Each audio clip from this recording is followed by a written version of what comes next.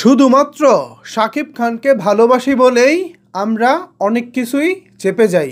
আমরা যারা শাকিব খানের ভক্ত আছি, শাকিব খানের শুভাকাঙ্ক্ষী আছি, আমরা শুধুমাত্র শাকিব খানের ভালো চাই বলেই অনেক কিছু চেপে যাই।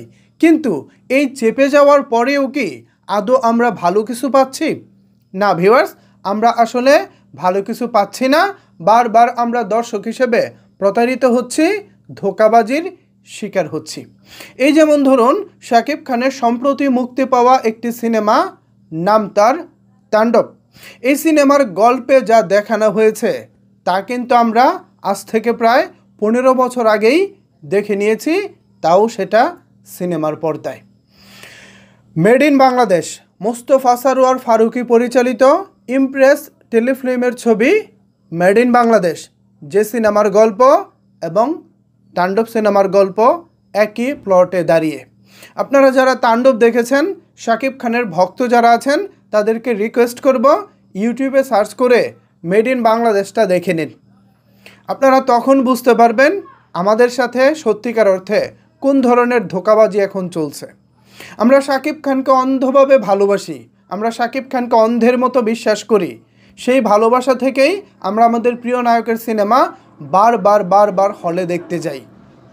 শাকিব খান হয়তো অনেক সময় ইচ্ছাকৃতভাবে, আবার অনেক সময় অনিচ্ছাকৃতভাবেও কিছু কাজ করে ফেলেন। যেমন ধরুন তাণ্ডব সিনেমাটি, তিনি জাস্ট গল্পের 2 লাইন শুনেই রায়হান রাফিকে হা করে দিয়েছেন, মানে হা বলে দিয়েছেন। তো এই হা বলার সুযোগ নিয়ে রায়হান রাফি যেটা করেছেন, 15 বছর আগে আমাদের বাংলাদেশে যেই টাইপের গল্প নিয়ে অলরেডি সিনেমা হয়ে গেছে, সেই একই গল্প আমাদেরকে আবারও খাওয়ানোর চেষ্টা করেছেন। যদিও সিঙ্গেল হলগুলোতে এটা খুব একটা ফলপ্রসূ হয়নি, সিনেপ্লেক্সে মোটামুটি ভালোই চলেছে। আসলে আমাদের সাথে এরকমটা কেন করা হচ্ছে? আমরা তো ডিরেক্টর রায়হান রাফিকে প্রচণ্ড বিশ্বাস করি, প্রচণ্ড ভালোবাসি, তাকে প্রচণ্ড সাপোর্টও করি। আমার কথা আমি বলতে পারি, রায়হান রাফিকে আমি প্রচণ্ড সম্মান করি, প্রচণ্ড ভালোবাসি। দ্যাটস ওয়াই তার পক্ষে প্রচুর কথাও বলেছি, হয়তো ভবিষ্যতেও বলবো। এই যে পক্ষে কথা বলতে গিয়ে আমার যারা ভিউয়ার্স আছেন এবং যারা শাকিব খানের ডেডিকেটেড ফ্যান আছেন, ফলোয়ার আছেন, ভক্ত আছেন, তাদের কিন্তু আমি চোখের কাটা হয়েছে বিকজ অফ রায়হান রাফির ভালোটা বলতেছি। এই ভালো বলতে গিয়ে আমি আমার ভিউয়ার্সদের চোখের কাটা হয়েছে। অনেক রকমের কথা কমেন্টস বক্সে শুনেছি, অনেক রকমের গালিগালাজ শুনেছি, আক্রমণের শিকার হয়েছে। তারপরেও দিন শেষে রায়হান রাফির পক্ষে কেন কথা বলেছিলাম?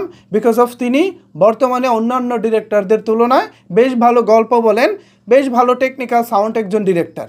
কিন্তু এত কিছুর পরেও যখন ওই ভালো বলা ডিরেক্টরটা আমাদেরকে আসলে বংচং দিয়ে সামনে ওই পুরনো জিনিস নতুন মোড়কে নিয়ে আসে, তখন কিন্তু আর বিষয়টা ভালো লাগার পর্যায়ে থাকে না, তখন আর সাপোর্টের পর্যায়ে থাকে না। জনাব রায়হান রাফি সাহেব, আমি আপনাকে অনুরোধ করব, মেড ইন বাংলাদেশ সিনেমাটি দেখুন। তাণ্ডবে আমাদেরকে কি দেখিয়েছেন, আর 15 বছর আগে মোস্তফা সরোয়ার ফারুকী আমাদেরকে কি দেখিয়েছেন। মেড ইন বাংলাদেশ সিনেমাটা আমি অনেক আগেই দেখেছি, আমার অনেক গল্প জানা। তাণ্ডব যখন দেখতেছিলাম তখন আমার কাছে মনে হচ্ছিল আরে কোথায় জানি দেখেছি, মানে পুরনো লাগতেছে কেন গল্পটা, এ কারণেই পুরনো লাগতেছিল আসলে। কিন্তু ওই যে শাকিব খান আছেন, মাত্র ছবিটা মুক্তি পেয়েছে, এই ছবির বিপক্ষে কিছু বলবো, শাকিব খানের ছবিটা খারাপ যাবে, এটা আসলে মেনে নিতে পারি না। দ্যাটস ওয়াই এতদিন কিছু বলিনি। কিন্তু এখন কেন বলতেছি? কারণ এখন অলরেডি সিনেমাটা মুক্তি পেয়েছে 21 দিন হয়ে গেছে, প্রায় অনেক দিন হয়ে গেছে, এখন বলা যায়।